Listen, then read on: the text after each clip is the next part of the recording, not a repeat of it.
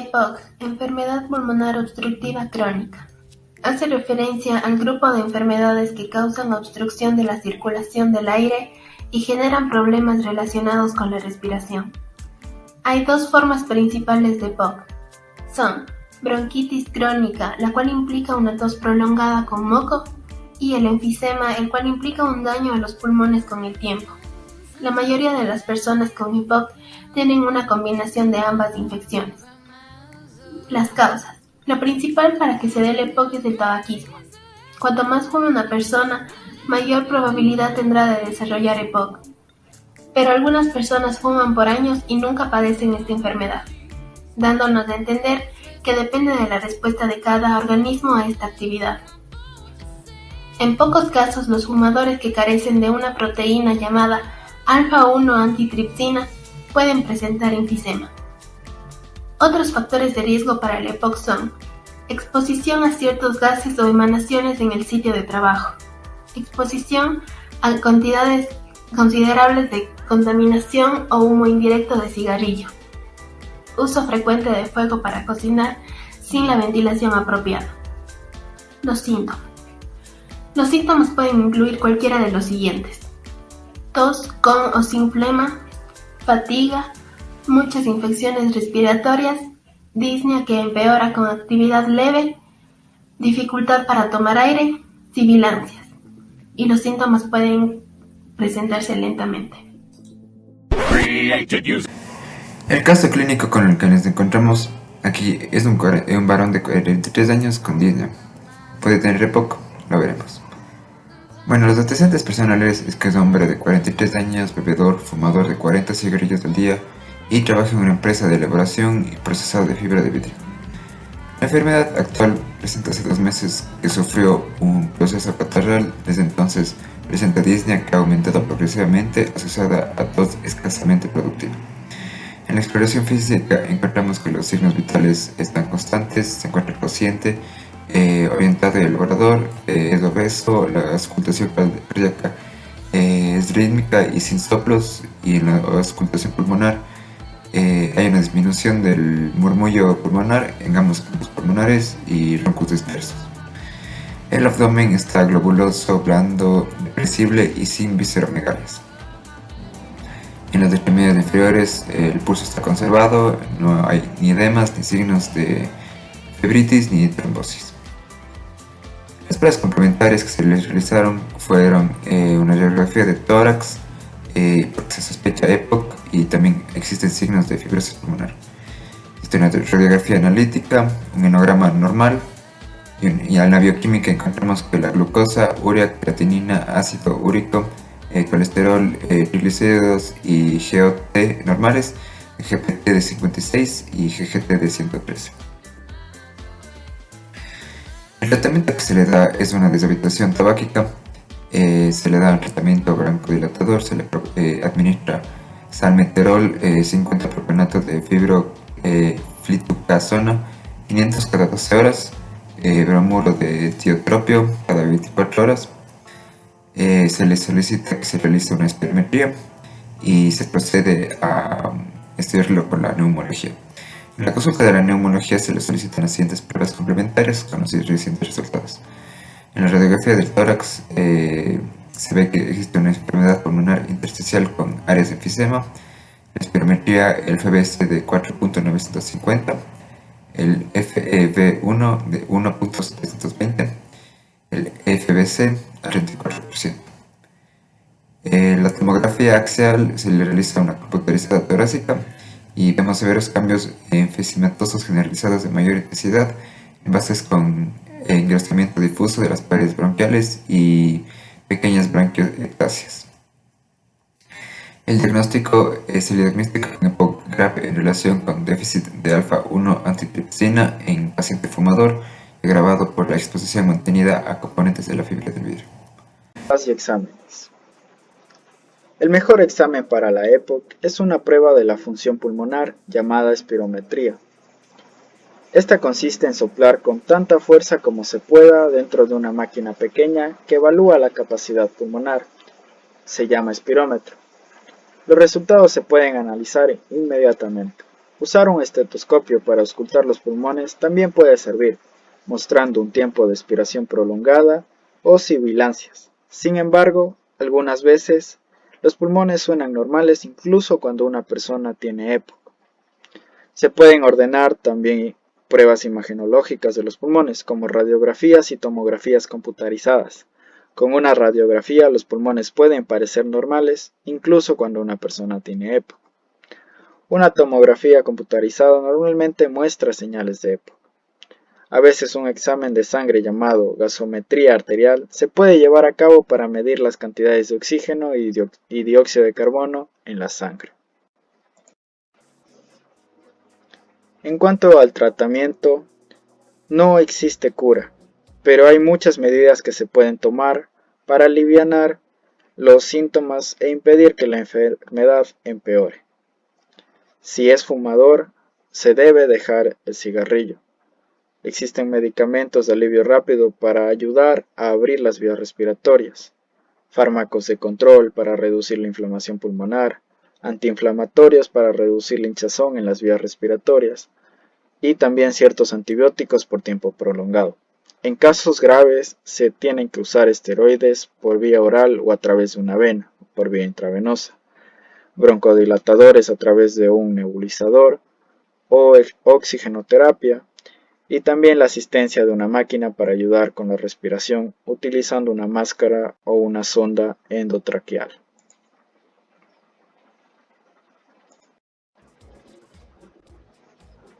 Las posibles complicaciones.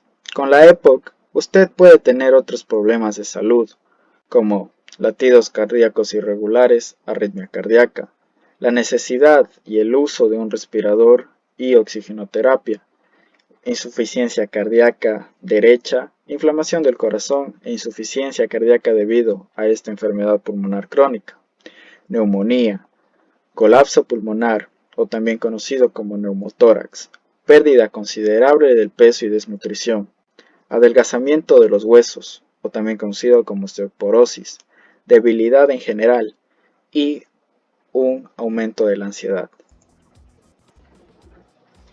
En cuanto a la prevención, existe la forma de prevenir el EPOC. Cuidar los pulmones es importante para evitar desarrollar esta enfermedad. En primer lugar está el consumo de tabaco. Evitar el tabaquismo es el principal causante de la EPOC. La EPOC se presenta con más frecuencia en personas de 40 años y mayores con antecedentes de tabaquismo, que fuman o fueron fumadores. Fumar durante la niñez y la adolescencia puede hacer más lento el crecimiento y desarrollo de los pulmones, lo cual puede aumentar el riesgo de tener EPOC en la edad adulta. De igual manera, si sueles estar expuesto a sustancias químicas o tóxicas y abundante polvo, ya sea cerca de tu domicilio o centro de trabajo, solicita un diagnóstico sobre tu estado de salud y el de tu familia a tu médico de familia, como le había pasado al paciente que presentamos.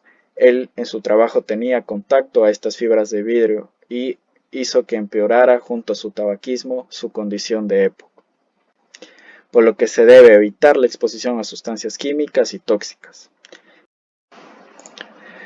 En esta parte del video vamos a dar a conocer la explicación anatómica del caso.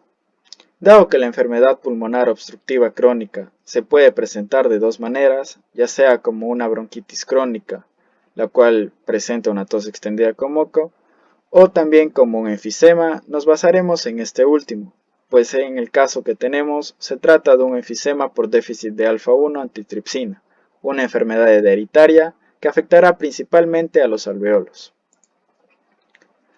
Los alveolos generalmente se encuentran elásticos, actuando de manera de globo cuando se llenan de aire. Sin embargo, cuando se presenta un enfisema, estos pierden su forma y se vuelven flácidos. Los alveolos son bolsas de aire de aproximadamente 0,2 a 0,5 milímetros y se localizan al final del árbol bronquial. Tenemos un aproximado de 480 millones de alveolos, con un rango de 274 a 790 millones, con un coeficiente de variación del 37%. Este número puede variar según el volumen total pulmonar de cada individuo. En cuanto a su función, se encargan del intercambio gaseoso entre el oxígeno y el dióxido de carbono, entre el aire inhalado y el torrente sanguíneo. La forma más fácil de describirlos es con la forma de un racimo de uvas. Estos presentan una superficie interna de 75 metros cuadrados aproximadamente, más o menos las dimensiones de una cancha de tenis. Cada alveolo a su vez está rodeado por una red de capilares sanguíneos que provienen de pequeñas ramas de la arteria pulmonar. En esta imagen podemos observar la localización al final del árbol bronquial, en la que observamos esta forma de racimo de uvas. El alveolo pulmonar, los sacos alveolares, el conducto alveolar, el alveolo pulmonar y cómo parte a partir de un bronquio segmentario. Aquí tenemos un esquema, partimos del bronco terminal, vamos al bronquiolo respiratorio y terminamos con los sacos alveolares recubiertos por fibras elásticas. Y aquí se observa mejor cómo se produce este intercambio gaseoso, en el que ingresa el oxígeno y va al capilar pulmonar recurrentemente, y cómo el dióxido de carbono se transfiere al alveolo y sale de las fosas nasales. En cuanto a la histología alveolar, vamos a encontrar dos tipos de neumocitos, los neumocitos tipo 1 y los neumocitos tipo 2. Los neumocitos tipo 1 son los que mayor área de superficie cubren, pues cubren el 90% de esta. Son células finas y amplias, y también son conocidas como células alveolares escamosas. Sus finas paredes nos van a permitir la rápida difusión entre el aire y la sangre. Por lo tanto, estos neumocitos van a ser los que permiten el intercambio gaseoso. También corresponden al 40% de las células del alveolo. En cuanto a los neumocitos tipo 2, estos van a representar el 60% de las células del alveolo, pero solo van a cubrir un 10% del área superficial. Son células cúbicas con microvellosidades y también se las conocen como células alveolares cuboides. Las células alveolares tipo 2 o neumocitos tipo 2 se encargan de arreglar el epitelio alveolar cuando las células escamosas se dañan, y además de secretar el surfactante pulmonar necesario para el intercambio gaseoso. El surfactante se encuentra compuesto por fosfolípidos y proteínas y recubre los alveolos y los pequeños bronquiolos. Sin este, las paredes de los sacos alveolares desinflamados podrían colapsar entre sí como hojas de papel mojado, lo cual dificultaría mucho su llenado durante la siguiente inhalación. Además, van a prevenir la acumulación de presión y el colapso alveolar en el momento de la exhalación. Aquí observamos los neumocitos de tipo 1 y en la parte de la derecha los neumocitos del tipo 2. Vemos esta forma alargada y escamosa, y acá esta forma cuboidea. También vamos a presentar macrófagos, conocidos como macrófagos alveolares. Estas son células pulmonares, van a ser las más abundantes en todos los pulmones. Estos macrófagos fagocitan el polvo que escapa del moco en las porciones superiores del tracto respiratorio, así como otras partículas inhaladas, como por ejemplo el polen. Y en casos de emergencia también van a fagocitar bacterias y células sanguíneas. Al final de cada día, 100 millones de macrófagos alveolares van a morir mientras suben por los conductos alveolares y a través de la escalera mucociliar para ser degluidos en el esófago y digeridos como parte del proceso de remoción de impurezas de los pulmones. La irrigación. Dado que los alveolos se encuentran dentro de los pulmones, cuando hablemos de irrigación, hablaremos de una irrigación pulmonar y no de una irrigación alveolar. Tenemos una doble irrigación, una que va del corazón derecho a los pulmones y la otra de origen aórtico que se encarga de nutrir al parénquima pulmonar. Las arterias pulmonares, existe una arteria pulmonar izquierda y una derecha, que es un poco más voluminosa y larga. Son ramas terminales del tronco pulmonar y son vasos de la pequeña circulación que tienen sangre con CO2. Sus paredes son muy frágiles y delgadas, se distribuyen de acuerdo al árbol bronquial e incluso las ramificaciones se dan de acuerdo a la distribución segmentaria de los bronquios. Las arterias lobares anómalas. Son arterias que se originan en la aorta o de sus ramas, que generalmente se encuentran destinadas a los lóbulos inferiores y penetran por el ligamento pulmonar. Aquí tenemos el tronco pulmonar, la arteria pulmonar derecha y la arteria pulmonar izquierda, que en este caso están pintadas de azul. Aquí vemos que la distribución se da de acuerdo al segmento de cada lóbulo. Aquí tenemos dos. Las venas pulmonares.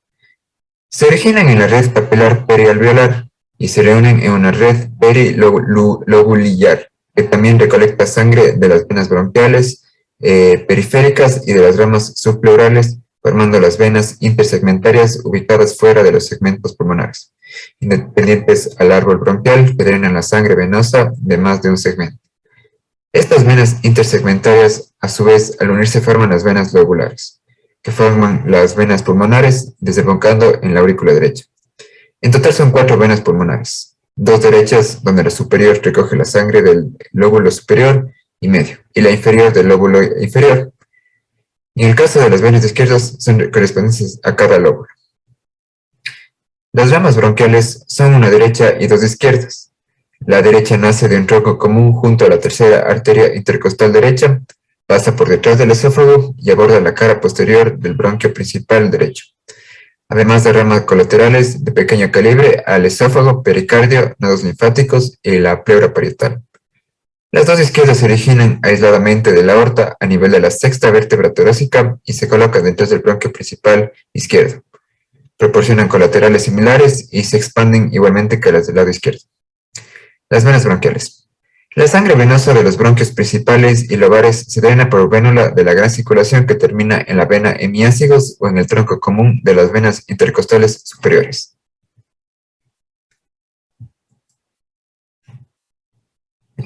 Aquí tenemos la vena pulmonar izquierda, las venas pulmonares izquierdas de color morado, que primero se distribuyen en venas segmentarias y al final en venas lobulares.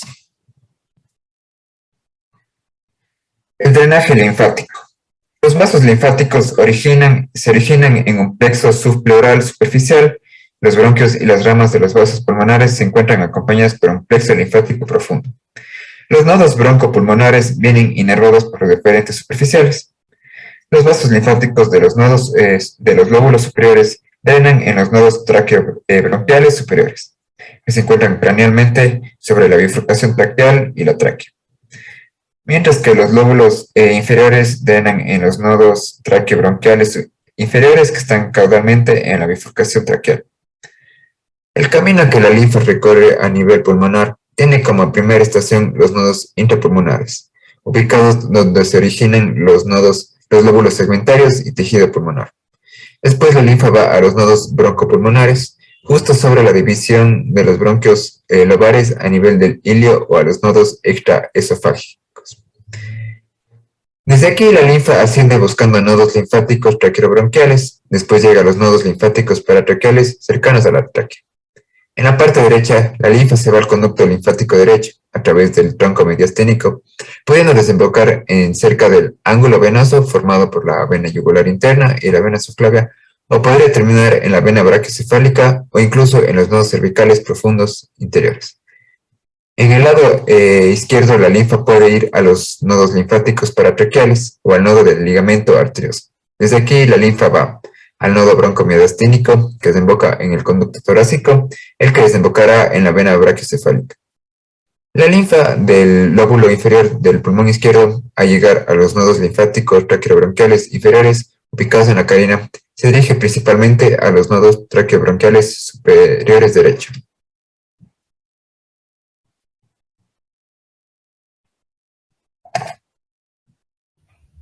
En cuanto a la inervación, los pulmones tienen una doble inervación autónoma, una parasimpática que depende de los nervios vagos y una simpática a partir del ganglio cervical inferior o del ganglio cérvico-torácico y los ramos pulmonares torácicos. Estos ramos se dividen en dos, en cortos y en largos. Los cortos Se generan cuando el nervio vago cruza la cara posterior del bronquio principal. Llegan al hilio pulmonar con las arterias bronquiales y en el tejido conectivo peribronquial, junto a las fibras de origen simpático, forman el plexo pulmonar.